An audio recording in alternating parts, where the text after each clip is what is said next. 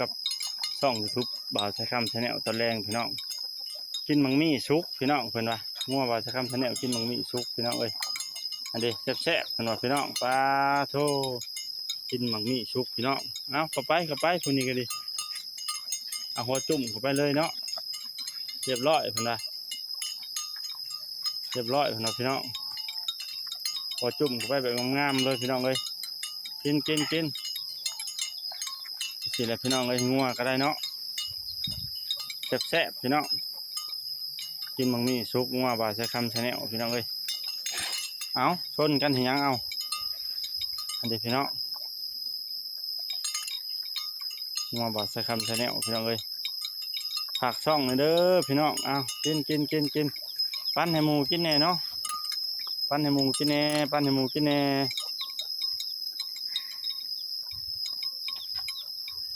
งัวบ่าวชายคำชาแนลพี่น้องเอ้ยผักช่องเลยเด้อพี่น้องผักกดติดตามมาแน่พี่น้องแล้วไปชนกันออกเลยได้นอนนะงัวบ่าวชายคำชาแนลเอา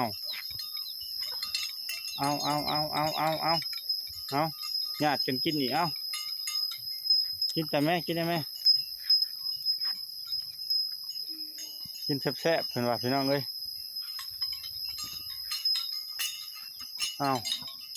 ญาติกันกินพี่น้อง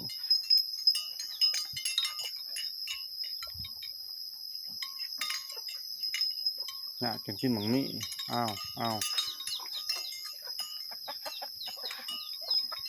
ญาติกันกินหมังมี่ชุกไป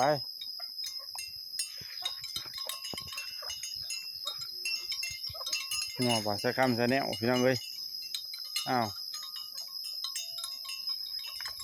อะไรจะชนกันตีสู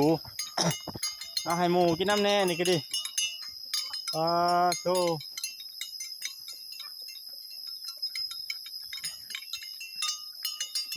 แซ่บ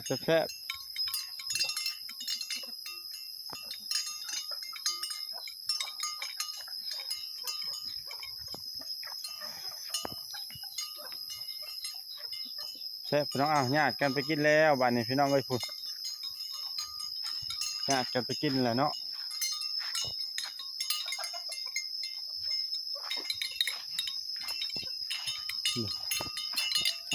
มาไหนไหม